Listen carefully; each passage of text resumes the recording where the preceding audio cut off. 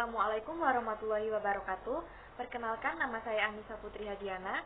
Saya akan mempresentasikan sebuah tema, metode dan kegiatan pembelajaran PAUD di negara Indonesia, Finlandia, Jepang, dan Inggris.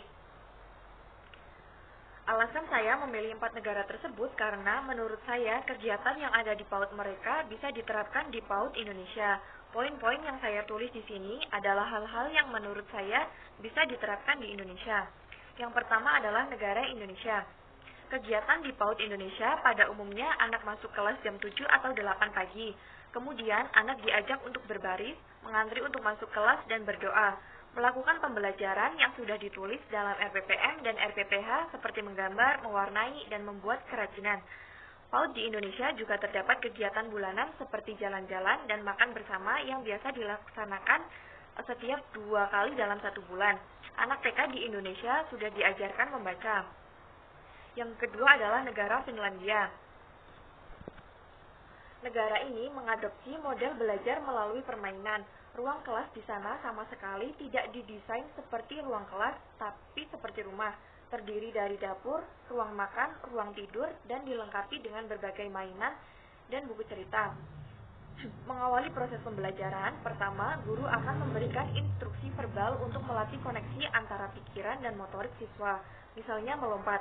Setelah itu, guru melatih motorik halus siswa dengan melakukan kegiatan memotong dan menempel. Secara umum, kegiatan anak-anak hanyalah bermain.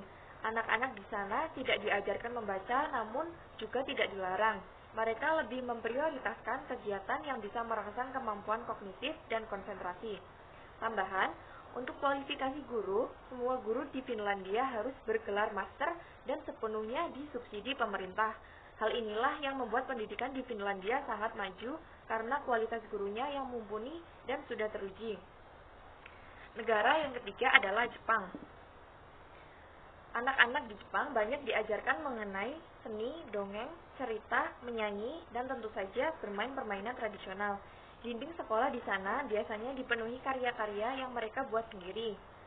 Anak-anak diajarkan mandiri mulai dari hal sederhana seperti mengancing baju sampai menyiapkan meja makan pada siang hari yang biasanya sudah dibuat jadwal tiket. Untuk poin keempat, jadi setiap orang tua diberi selebaran yang berisi menu masakan yang akan dikonsumsi anak selama 1 bulan.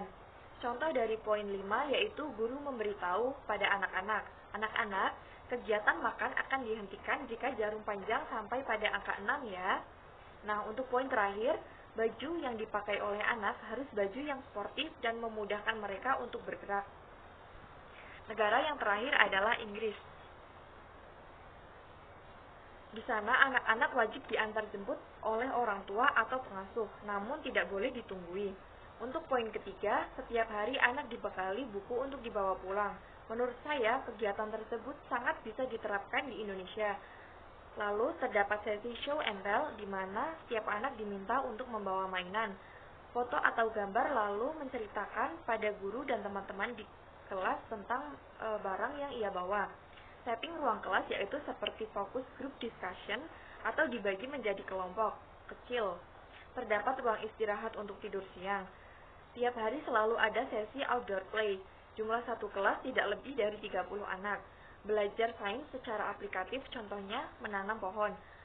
Kemudian ada agenda kerja wisata atau sesi physical education di sport center terdekat. Sistem reward sangat penting untuk anak, seperti mendapat stiker yang ditempel di baju setelah melakukan perbuatan baik. Kemudian, punishment atau hukuman untuk anak usia 3-4 tahun biasanya diterapkan sistem time out, yaitu anak yang bermasalah dipisahkan dari kelas lalu diminta duduk sendiri di ruangan tertentu selama beberapa waktu.